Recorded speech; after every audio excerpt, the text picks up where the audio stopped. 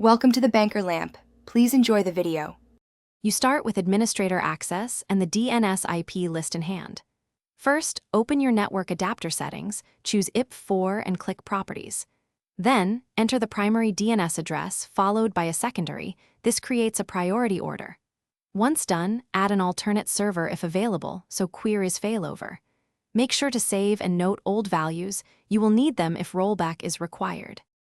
Next, you refine how multiple servers are used. In DHCP-managed networks, update the DHCP scope so clients receive the correct ordered list. In static setups, edit each device to list servers by preference. Once configured, flush the resolver cache and run enslookup or dig to verify which server responds. If you see inconsistent answers, compare TTLs and zone data. This tells you whether caching or propagation causes discrepancies. Finally, validate widespread resolution by testing multiple clients and locations. Confirm authoritative lookups return identical records. If failures occur, first ping and traceroute each DNS IP to check reachability and inspect server logs for query errors.